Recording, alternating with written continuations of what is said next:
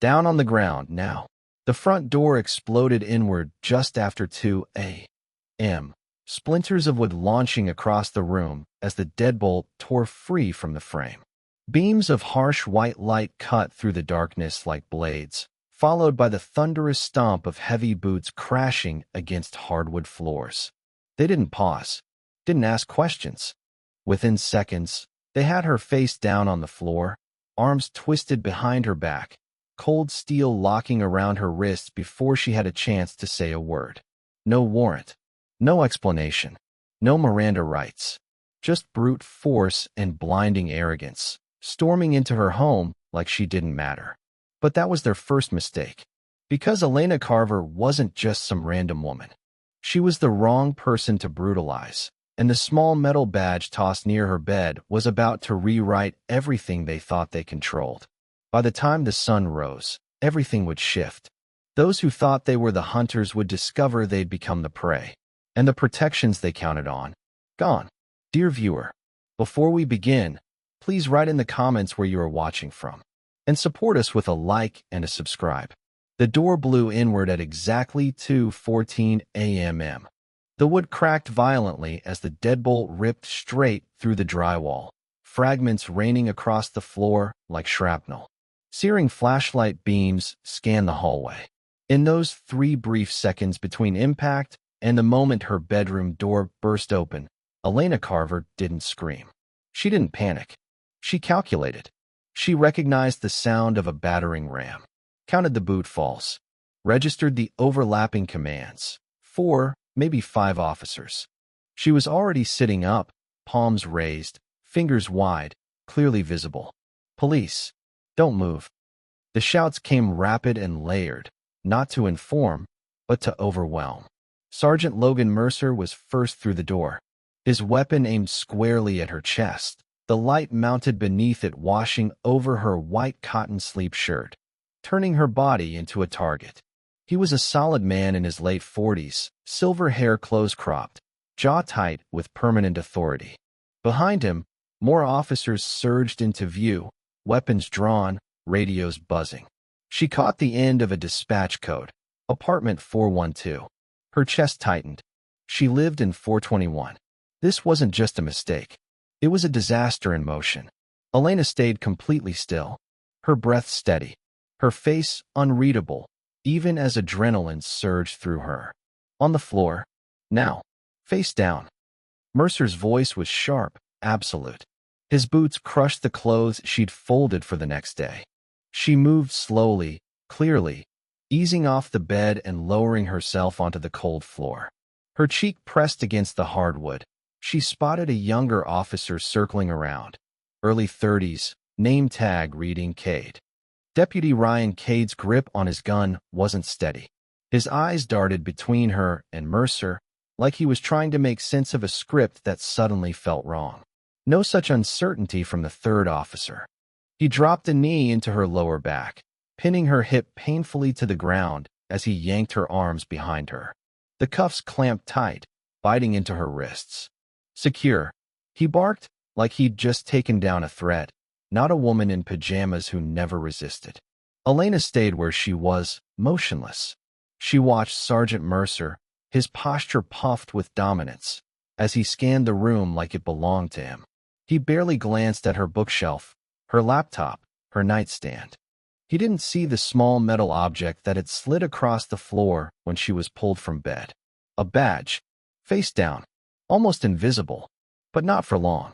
Clear the residence, Mercer ordered with smug finality. 2 officers moved past her room, rifling through her kitchen and drawers. She could hear the disorder, the careless rustling of a search being carried out with no cause. No consent. Mercer stood over her like a statue of contempt, casting a shadow across her face.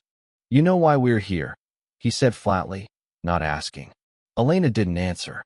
She hadn't been told anything. No reason, no charge, no legal justification. Every second, every drawer opening in the next room, she logged it all. This wasn't just a violation. It was evidence. Officer Cade hovered near the door now, weapon holstered but looking unsure. He watched Mercer, watched her, Something about her stillness, her silence, made him falter. His posture shifted. His gaze flickered away, toward the window, toward anywhere else. She noticed. Of course she did. The same way she noted the address on the radio. The way she clocked every movement, every abuse of procedure. Get her up, Mercer snapped. Living room. I want eyes on her while we work. They pulled her to her feet, grip rough on her arms. As they led her out, her bare foot nudged something cold. She glanced down. There it was. Her badge. Still face down, the engraved letters hidden. But when the time was right, it would speak for her louder than she ever needed to. They sat her on the couch, cuffs still tight behind her back, in a pose designed to humiliate. But Elena adjusted her weight calmly. And as her eyes moved over the scene, she wasn't broken. She was watching. And she was planning. 2 officers continued tearing through her kitchen. No method, no logic, just opening drawers and cabinets like they were shaking down a motel room. A 3rd officer remained by the busted front door, murmuring into his radio in clipped, hushed tones. Sergeant Logan Mercer planted himself squarely in front of her, feet wide apart in a stance that screamed authority, thumbs resting comfortably on his duty belt like he had all the time in the world. The wall clock read 2:22. 8 minutes had passed since they'd breached her home. 8 minutes of silence. Enough time to let them dig their own grave a little deeper. Now, it was time for her to speak. I need to see your warrant. Her voice didn't rise. It didn't tremble. It was calm, clear, and carried the deliberate cadence of someone who'd said those words dozens, maybe hundreds, of times before in courtrooms and formal depositions. Mercer's face twitched, a quick flash of annoyance that slid into condescending amusement. Like she'd just said something cute. But he didn't reach for anything. No paperwork. No warrant. No badge cam footage. He just tilted his head and studied her, not like a man second-guessing himself, but like a predator sizing up just how much resistance he'd have to crush. Under the 4th Amendment, Sergeant, Elena continued, her tone steady, you are legally required to present a valid search warrant. I'm formally requesting to see that document now. I'm also invoking my 6th Amendment right to legal counsel, clearly and unambiguously. Mercer didn't blink. You'll see what you need to see when we're done here, he said casually, like her rights were a matter of preference. He turned slightly, eyes scanning her apartment like he was window shopping. Badge number 743. Time, 2:23. Near the hallway, Deputy Ryan Cade shifted his stance.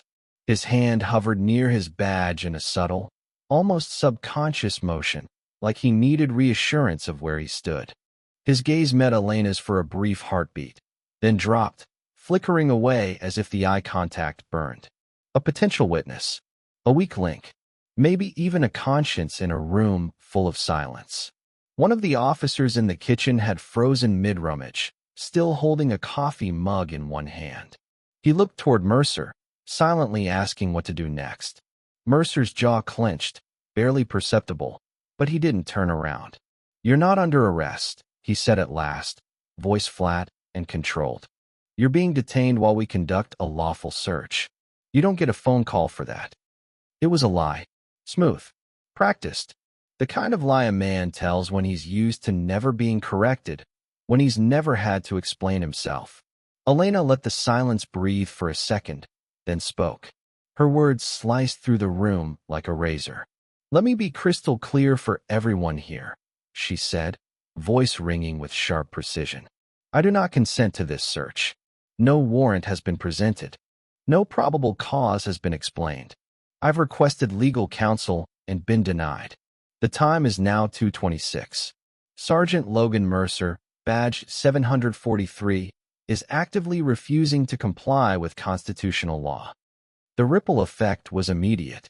The officer with the coffee mug set it down gently. Didn't touch another item. Cade's hand froze mid-motion, lips pressed into a thin line. Even the low static from the hallway radio seemed to pause. Mercer turned around slowly, and this time, for just a flicker of a moment, there was something in his expression other than contempt. Not fear. Not yet. But awareness. This woman wasn't reacting like the usual suspects. "You know a lot about the law," he said slowly, stepping closer, his form casting a heavy shadow across her bare feet. His presence was meant to intimidate, to remind her of the badge on his chest and the cuffs on her wrists. Elena met his stare, unmoved. "I know enough to remember everything happening tonight like I'm dictating a deposition," she replied. "Timestamps, badge numbers, constitutional violations. Every officer involved will be named in the formal complaint I file in the morning." His lip twitched, a sneer that tried to pass for a smile. "You really think someone's gonna believe that complaint?" he asked, each word oozing smug disbelief. Elena paused, just for a breath. "I think you'd be surprised what people believe when they're looking at hard evidence." Mercer didn't argue. He acted. He turned sharply, his voice rising to fill the space. "Expand the search. Every room, every drawer, every closet. Tear this place apart." It was an overreaction, a tantrum wrapped in a command. Predictable. The officers didn't question it. They moved, one toward her bedroom, the other into the hallway. She heard her closet door sliding open, heard the sound of boxes hitting the floor, the scraping of hangers as clothes were shoved aside. In the living room, another officer attacked her bookshelf, ripping books down and letting them fall in messy stacks. A framed photo of her parents toppled, landing face down on the carpet. No one even looked at it. Elena didn't raise her voice, but her words sliced clean through the chaos. "Under Map versus Ohio, any evidence obtained through an illegal search is inadmissible," she said. "You're not building a case here, Sergeant. You're dismantling it." Mercer spun around, his calm veneer cracking at the seams. The flush crept up his neck. His eyes tightened. "I don't need a law degree from some cuffed-up woman sitting on her own damn couch," he snapped. The jab was crude, deliberate, a last-ditch effort to assert dominance. Elena didn't flinch. She didn't even acknowledge it, because every insult he hurled was one more rope she'd used to hang his career. From the hallway, Deputy Ryan Cade reappeared, his face pale under the sterile lights. "Sergeant." His voice was different now, tight, uneasy. "There's a locked filing cabinet in her bedroom closet. Steel. Government issue." The room went still for a second. "Government issue," Cade repeated. And that changed everything. Mercer turned toward him slowly. That predatory glint flickered in his eyes, like something just clicked, and he finally started to realize who they were dealing with. Elena kept her face still, unreadable, even as the mood in the room shifted sharply around her. That cabinet, they had no idea what it contained. Inside were her case files, classified intelligence tied to multiple ongoing federal investigations. Documents so sensitive, none of the officers in that room had clearance to even glance at them. If they broke it open, they wouldn't just be facing procedural violations anymore. They'd be committing federal crimes. "Bust it open," Mercer ordered. He barely got the words out before Elena's voice cut in, sharp, clear, and loaded with legal weight. "That cabinet holds classified federal materials," she said. "Forcing it open without authorization constitutes a felony under Title 18, Section 793 of the Espionage Act." She didn't raise her voice. She didn't need to. Any officer who witnesses and fails to stop that action becomes an accessory. The legal citation landed like a grenade. Cade stopped in his tracks, his hand hovering near his radio like it might protect him. The others froze, caught in the gravity of what had just been said. Even Mercer faltered, not out of fear, but calculation. "Federal documents," he repeated slowly, eyes narrowing. "In a civilian apartment?" The skepticism was laced with doubt now. "It's not a claim," Elena said, meeting his gaze without flinching. "It's a fact, and it'll be verified before the sun's up. The question is, do you really want espionage charges added to your rap sheet? Unlawful entry, civil rights violations, destruction of federal property?" Mercer's jaw worked as he chewed on the consequences. He wasn't a fool. Corrupt? Yes. Reckless? Absolutely. But stupid? No. He knew how quickly federal investigations spun out of local control. What he didn't know, What none of them knew was who they had just put in cuffs, and Elena wasn't ready to tell them. Not yet. Not when they were still building her case for her. She's bluffing, Mercer muttered, though the words lacked conviction. He took 3 slow steps toward the bedroom, toward the steel cabinet that held enough classified material to ruin him 10 different ways. Open it. No one moved. Cade stayed rooted to the floor, watching Elena as though silently asking, "Is this real?" The kitchen officers looked at each other, then down at the mess they'd made, no longer sure of anything. Even the cop near the door stopped talking into his radio. Mercer turned in a slow, frustrated circle, reading the hesitation in every face around him. And something ugly bloomed behind his eyes. "I said open it. That's a direct order." Still, no one obeyed. So he stormed off himself, brushing past Cade and disappearing down the hallway. The sound came seconds later, metal shrieking under pressure, a pry bar grinding against steel. A grunt. A snap. Hinges giving way. Somewhere beneath the noise was the soft collapse of a career, and Mercer didn't even hear it. 3 minutes later, he reappeared in the living room. In his gloved hand was a manila folder. His expression had shifted. What began as triumph was quickly crumbling into confusion. The cover was stamped with bold classification headers. Inside, federal case numbers, official agency seals, coded references. None of it made sense to him. Mercer looked up, his eyes locking with hers. And for the very first time since he'd kicked in her door, real fear flickered behind his smug mask. "Who the hell are you?" he asked, his voice low. Elena didn't answer. She wasn't ready to tip that hand just yet. Let him squirm a little longer. Let the silence steep. He stood there, gripping a folder he had no legal right to hold, unknowingly clutching the very evidence of his own downfall. Stamped across every page were clear markers of federal jurisdiction, and not one line of it was within his pay grade. The other officers remained exactly where they'd been, caught in the limbo of a reality they hadn't prepared for. This wasn't what they thought they'd find.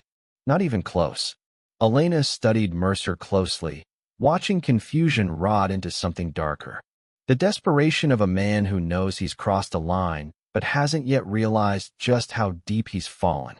"I asked you a question," he said again, but the confidence in his voice had thinned. It was brittle now, cracking under pressure. She shifted slightly on the couch, feeling the cuffs bite into her skin. She had everything she needed now: timestamps, badge numbers, violations, and the names of everyone in that apartment. And the final piece? Still sitting on her bedroom floor. "There's something on the ground in my room," she said, her tone different now. Cool, poised, with the quiet strength of someone in command. "A small metallic item. It got knocked off the nightstand when your officers restrained me. I'd like it retrieved." Mercer narrowed his eyes, suspicion and curiosity warring in his head. He gave a curt nod toward Cade. "Get it." Cade hesitated, just a beat, then turned and walked down the hall. 30 seconds passed. When he returned, his steps were slower. In his open palm was the badge, face up. The eagle crest gleamed under the overhead lights. His skin had gone pale. His voice barely carried. "Sergeant," Cade said, voice thin and shaken. "You need to see this." Mercer crossed the room in 4 hard strides, yanked the badge from Cade's hand, and stopped cold.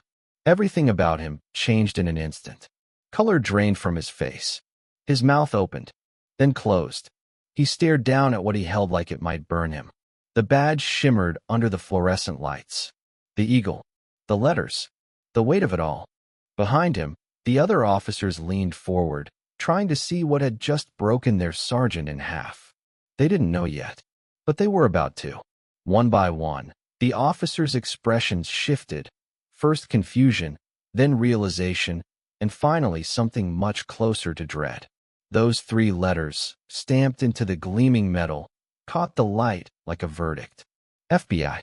Federal Bureau of Investigation. Elena stood quietly, letting the moment settle before she spoke.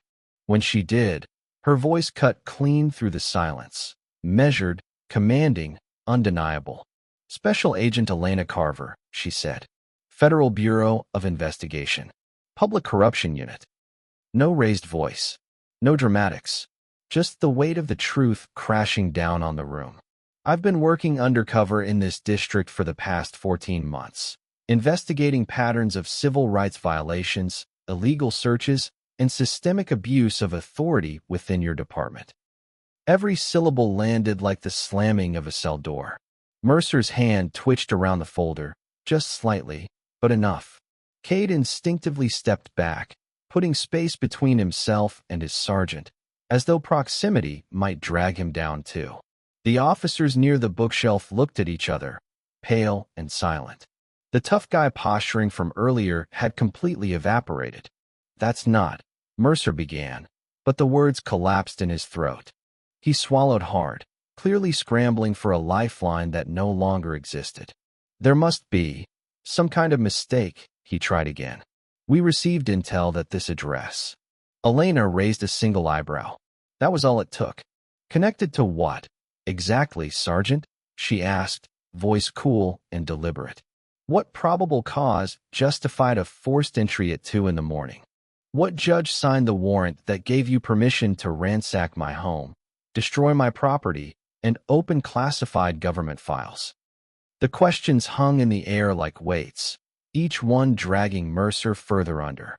"Because from where I'm sitting, handcuffed in my own living room, it looks like you had neither." The silence that followed was total. Mercer's mouth opened again, but nothing came out. His eyes darted toward the hallway, then toward the officers, then toward the badge still clutched in his hand. He was searching for an exit, but there wasn't one. Behind him, Cade's hand moved toward his radio, then stopped.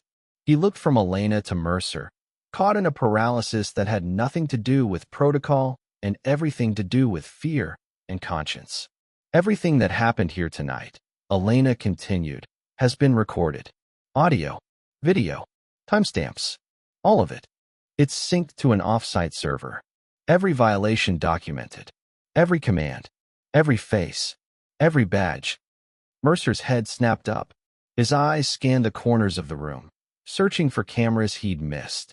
All he found were shadows and the reality of his own undoing. "You can't," he tried again. But the words were empty now.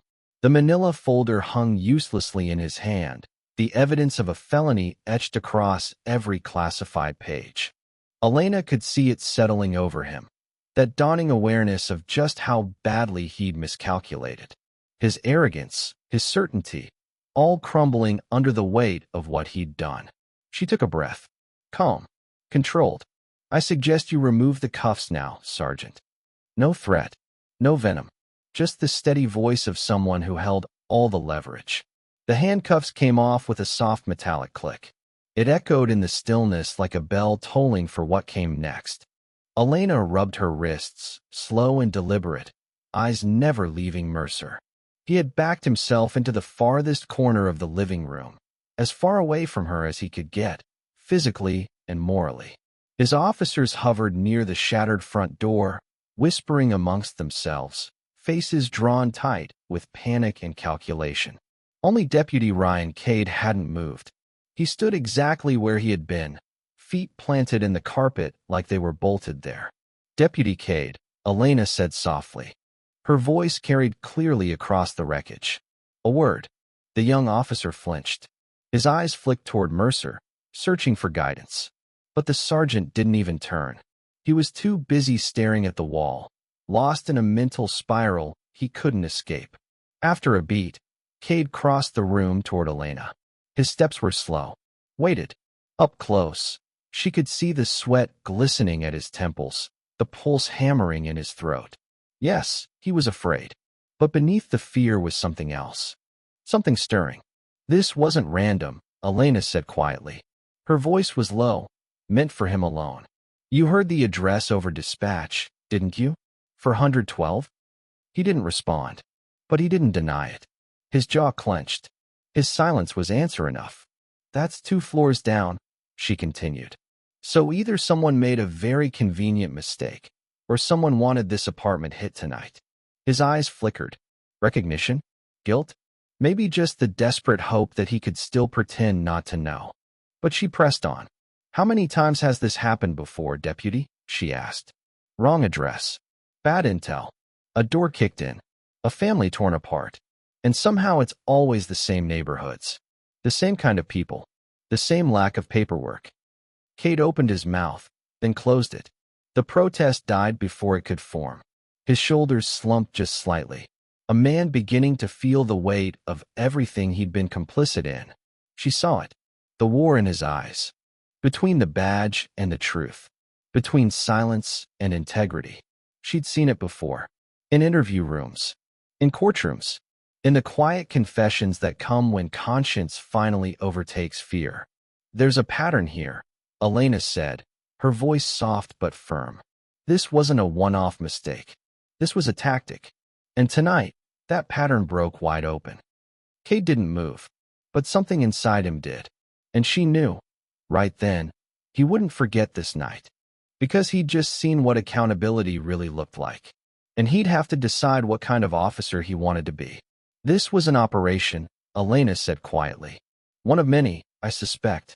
Conducted without proper clearance, targeting residents of choice, maybe for off-the-books profit, maybe to settle a score. The question isn't if there's a pattern. The question is whether you plan to keep being part of it." Cade's fists clenched at his sides. His knuckles turned bone white from the pressure, but his eyes stayed fixed somewhere over her shoulder. He couldn't meet her gaze. Not yet. Looking at her would mean acknowledging everything out loud. "Mercer has been doing this for 22 years, he said finally, his voice barely a whisper. "He knows people. Captains, city council members. If I talk..." He didn't finish the sentence. He didn't have to. Elena understood. The blue wall wasn't just silence. It was structure. A carefully engineered machine designed to reward obedience and crush dissent. Speaking out wasn't just about courage. It was about knowing the cost and deciding if you could live with it. "Then let me tell you how this plays out," she said. Her voice was stripped of any emotion now, purely procedural, like she was reading off a timeline. "Within the hour, I'll contact my supervisory agent. By morning, a federal team will be here collecting everything. Evidence, statements, the documents your sergeant already tampered with. Every officer present will be interviewed. Body cam footage will be pulled. Dispatch logs reviewed. Communications traced. And when the investigation expands, and it will, every name tied to tonight will face the same choice you're staring down right now." She let the silence fill in the spaces around her words, letting the weight of that timeline sink in. Cooperation now, Deputy Cade, gets noted, documented, taken into account when charges are filed. But that window slams shut the moment you walk out that door and pretend this never happened. Finally, Cade met her eyes. And what she saw wasn't defiance. It wasn't calculation either. It was something raw. The look of a man who had spent years watching small injustices pile up until they grew into something monstrous. And who had just hit the moment where pretending not to see it was no longer an option. "There's a sergeant downtown," he said slowly, his voice breaking over the words. "He handles all the raid assignments. Promotions, transfers. He's the one Mercer reports to. He's the one who picks the targets." The admission hung in the air like a crack of thunder. Fragile. Final. "I don't have the paper trail," Cade added, "but I know where to look." Elena nodded once. Not as reward, but as recognition. A fracture in the wall. And once it's cracked, it only gets wider. Across the room, Mercer was pacing now, phone clutched to his ear, voice low and frantic. "Need to talk to Kellier. Tonight. This needs to be contained." The name hit Elena's ears like a bell. Kellier.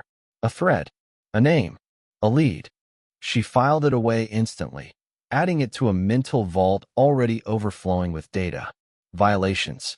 Badge numbers. Witnesses. And now, conspirators. She walked into the kitchen and picked up her phone, where one of the officers had tossed it during the raid. The screen was cracked. Another line item for the damages report. Still worked. She scrolled to the contact marked Rios and tapped call. The line picked up on the second ring. No surprise. Azak Dana Rios didn't stay in the Bureau for 23 years by ignoring late-night calls from embedded agents. Carver, came the voice. Crisp, sharp, already running calculations. You're off schedule. Talk. Elena turned slightly, her voice low enough to maintain control, but just loud enough for the officers near the door to catch what they needed to hear. My cover's intact, she began. But we've had an acceleration event. Local PD executed an unauthorized raid on my residence approximately 2 hours ago.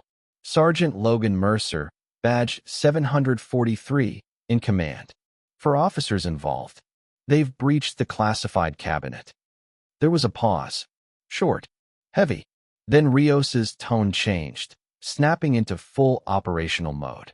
Injuries. Negative. They didn't realize what they'd walked into until it was too late. I've got full documentation, video and audio uploaded to the offsite server. Good. Hold your position. I'm deploying the response team now. 40 minutes out. The call ended there. No small talk. No unnecessary words. That was Rios, precise and surgical.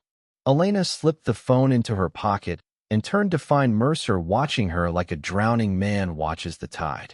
Whatever call he'd made, whoever he'd reached, it hadn't saved him.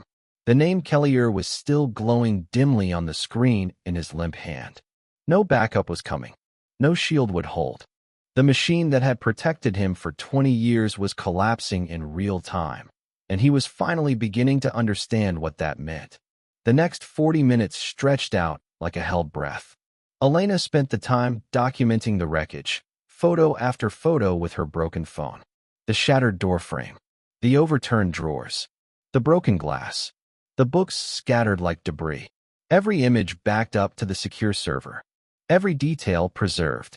A digital fortress of truth, ready to withstand the clean-up lies that always followed events like this.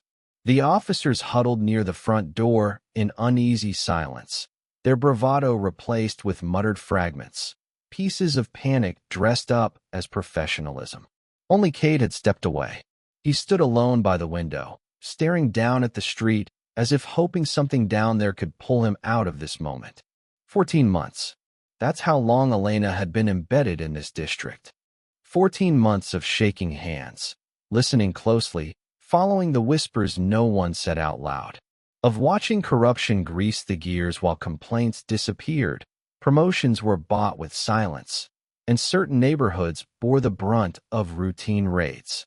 Tonight hadn't been in the playbook, but sometimes the case builds itself, hand-delivered by the very system you're investigating. And sometimes, all you need to do is let it collapse under its own weight. Kellier's name had surfaced twice before in Elena's investigation. Once in connection to a quietly dismissed civil rights lawsuit. Once again buried in the financial records of a city-run vehicle auction that didn't add up. Now she had more than paper trails. Now, in a moment of panic, Sergeant Mercer had said it out loud. A direct link. Spoken. On tape. At exactly 3:47 a.m., headlights swept across the apartment walls. Engines rumbled outside. Low, steady, and final. Elena joined Cade by the window and looked down. 3 black SUVs rolled into the parking lot, federal plates gleaming under the streetlight. The doors opened with mechanical precision. Agents stepped out in full tactical gear, yellow-lettered vests unmistakable in their authority. Cade inhaled sharply beside her, but didn't step away. Is that? He started. Elena didn't let him finish. Yes, she said. That's exactly what it looks like. Moments later, the building's buzzer rang. Then the stairwell filled with heavy, synchronized footsteps. Mercer had gone pale again. Not from guilt. Not from shock. From the slow, inevitable realization that his fate had left his hands. The warrantless raid. The broken cabinet, the shredded rights and ruined property. All of it was about to leave his control and enter the jurisdiction of a power that dwarfed everything he thought protected him. The knock at what remained of Elena's door was almost ceremonial. 3 sharp raps. Then a voice, calm, cold, final. FBI. We're coming in. Elena walked across the room, and opened the shattered frame wider. There stood ASAC Dana Rios, short, sharp-eyed, and surrounded by 6 agents ready for everything. Silver hair pulled back tight. Eyes like scalpels. Not a woman you lied to. Rios took in the room with one sweeping glance. The damage. The cluster of officers. The sergeant looking like a ghost in the center of the wreckage. Agent Carver. Scene is secure, Elena confirmed. Evidence preserved. Witnesses contained. Rios's gaze landed on Mercer with surgical detachment. A surgeon studying a tumor before cutting it out. Sergeant Logan Mercer, she said flatly, you are being detained for questioning regarding multiple potential violations of federal law, including, but not limited to, unlawful search and seizure, civil rights violations under color of authority, and unauthorized access to classified government materials. Each charge landed like a hammer. Mercer flinched under the weight of them, his authority bleeding out in real time. The room's dynamic had completely flipped. Where Mercer and his men had once dominated, they now looked like cornered suspects in a crime scene. Federal agents moved efficiently, securing the perimeter, photographing the door, marking evidence, bagging items displaced in the raid. Another team approached the local officers, quietly collecting service weapons and body cams, jotting badge numbers, taking statements. It was orderly, inevitable. Power hadn't just shifted, it had inverted.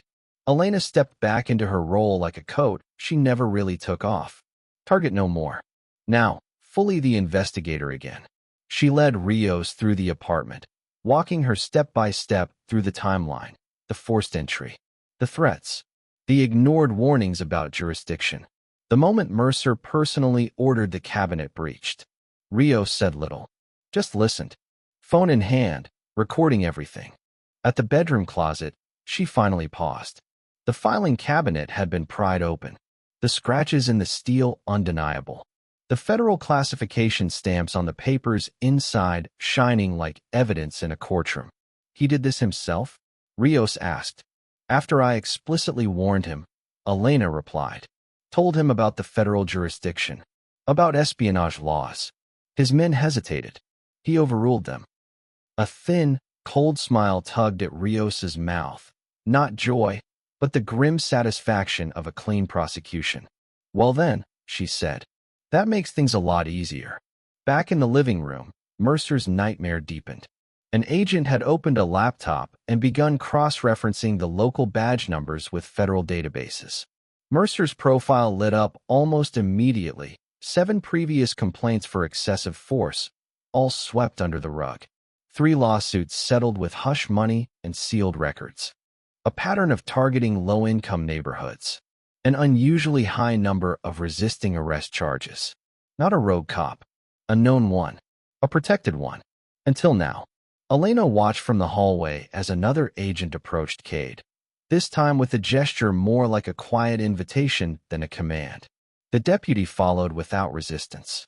Their voices didn't carry, but body language told the story. Cade spoke. The agent listened. Took notes. Asked questions. It was the earliest and most valuable form of cooperation. When the conversation ended, Cade turned and met Elena's eyes across the room. What passed between them wasn't thanks or apology. It was something closer to mutual recognition. An unspoken understanding between 2 people who'd stood on opposite sides of a line, and one had just stepped across. Kellier. Rios had appeared at Elena's side, her voice pitched low. I heard the name on your recording. Sergeant Thomas Kellier. Downtown Precinct Commander? Elena nodded once. That's him. He assigns the raids. Coordinates the teams. Mercer reports directly to him. Rios didn't say a word, but her eyes had already begun tracking forward to the next name, the next link, the next operation. The raid tonight had broken the silence. Now, the real case could begin. Elena gave a single, steady nod. Mercer called him during the gap, after the badge, before your arrival. The call didn't go through, but the intent is clear. Kellier picks the targets. Mercer carries out the raids. And someone higher up cleans up the mess when the complaints come in. Rios's eyes narrowed, sharp with calculation. "We've been watching Kellier for 18 months, she said quietly. "Never had enough to make a move. This might be what tips the scale." Cade mentioned internal logs, Elena added. "Assignment lists, targeting criteria, communications. He doesn't have direct access, but he knows where to find it." And so the next 2 hours unfolded like clockwork, federal procedure in its most meticulous form. Each officer was interviewed one-on-one, their statements recorded, cross-checked for contradictions. Body cams, all mysteriously disabled during the raid. Yet another violation, logged and documented. Every classified document Mercer had touched was cataloged, photographed, and locked into evidence containers. And as dawn began to leak through the broken blinds, the scale of the night's failure became undeniable. This hadn't just been a botched raid. This was the first visible crack in a long-standing structure of corruption, a system built to brutalize, shielded by silence, and carried out with impunity. Mercer said almost nothing now. His voice, once full of swagger and control, was reduced to muttered monosyllables. What remained was a shell of authority, a man who had finally been forced to see the truth of what he'd become. When agents led him out of Elena's apartment in handcuffs, it mirrored how he had dragged her hours earlier. Only now, his eyes were hollow, staring straight ahead, moving like someone caught in a nightmare they couldn't wake from. Cade was the last to leave. He wasn't cuffed, just escorted. His name already flagged as cooperative in the preliminary reports. At the doorway, he stopped. "I should have said something," he murmured. "Years ago, when I first started to see it happening." Elena studied him, his pale, drawn face, the weight of years pressing down on him like gravity. "You're saying something now?" she said simply. "That's where it starts." He nodded once, then turned and followed the others out. Through the shattered doorway, Elena stood in the ruins of her home, now quiet, surrounded by evidence agents and the woman who had become her commander and her witness. Through the window, she watched the black SUVs disappear around the corner, carrying with them not just evidence, but consequences. And this time, the consequences were real. This time, they weren't coming for her. 6 weeks later, Elena Carver sat in the witness box at the downtown federal courthouse. The same calm that had carried her through the raid now cloaked her again, this time as a shield of credibility. The gallery was packed. Journalists scribbled notes. Attorneys murmured behind legal pads. In the crowd, residents from neighborhoods just like hers sat in silence, their faces tight with unspoken memory. They had lived it. Now, they were here to see it confronted. Across the room, Logan Mercer sat beside his lawyer, wearing a suit too stiff for his frame and a face that had aged 10 years in half that time. Behind him, the rest of his team filled a bench, each charged, each lawyered up, each hoping for a deal, a loophole, anything that could soften what was coming. The prosecutor approached. Lauren Pierce, veteran, relentless, and built for cases like this. She carried a folder Elena knew well. It held the proof of what happened that night. Timestamps, transcripts, still frames from the camera that had seen everything. "Agent Carver," Pierce began, "please describe for the court the events of the morning in question, beginning at approximately 2:14 a.m. Elena's voice didn't waver. She recounted the entire raid like reading from a deposition. The breach, the shouts, the handcuffs, the missing warrant, the refusal to name a charge. Every violation, listed calmly, with the clarity of someone who had rehearsed every frame in her memory 1,000 times. No theatrics, no anger, just truth, sharpened to a razor edge. The courtroom was silent. When she reached the moment she revealed her badge, something shifted in the room. Journalists leaned in. The judge's pen froze mid-sentence. Even Mercer, who had likely heard this testimony already in discovery, seemed to fold in on himself. "I identified myself as Special Agent Elena Carver," she said. "Federal Bureau of Investigation, Public Corruption Unit. I informed Sergeant Logan Mercer that his actions had been recorded and were in direct violation of multiple federal statutes." And his response? Pierce asked. He ordered his officers to continue the search, then forcibly opened a locked cabinet containing classified federal documents. Next came the video. High-resolution, time-stamped footage from Elena's own security system. Every word, every shove, every illegal command. Captured, preserved, undeniable. Even the defense attorney didn't try to disprove it. He pivoted instead, claiming a mix-up, a clerical error, an honest mistake gone too far. But no one in the courtroom was buying it. Because some mistakes aren't accidents. Some are systems in disguise. Elena had dismantled each line of defense with the same unflinching precision she'd used the night of the raid. To the defense's claim of a clerical error, she responded coolly. If this was just a mistake, why did Sergeant Mercer refuse to show a warrant? Why deny me legal counsel? Why expand the search after being explicitly informed he was already violating constitutional law? She didn't need to press further. The courtroom already knew the truth. The defense attorney returned to his seat looking every bit like a man who'd already read the verdict. But the prosecution didn't stop at a single incident. Over 3 days of testimony, the pattern Elena had spent 14 months documenting unfolded in harrowing clarity. Raids just like hers. Same neighborhoods. Same missing paperwork. Same silence afterward. Families torn apart. Property seized, never returned. Complaints ignored. Abuse not corrected, but concealed. A justice system that hadn't failed. It had been weaponized. The name Mercer had blurted in desperation, Sergeant Thomas Kellier, was entered into the record as an unindicted co-conspirator, his own trial already in the works. And as the web expanded, it pulled in more than just street-level cops, administrators, supervisors, city officials. All of them complicit, all of them exposed. On day 4, Deputy Ryan Cade took the stand. His testimony the result of a cooperation agreement negotiated in the weeks after that night. His voice was steady, his words deliberate. He confirmed everything. Names, dates, patterns. And when the defense tried to paint him as just another bitter cop with an axe to grind, Cade shut it down with one line. "I'm not here because I'm angry," he said. "I'm here because what we did was wrong. And I should have said so a long time ago." The jury didn't need more than 4 hours. Guilty. Every count. Unlawful entry. Civil rights violations.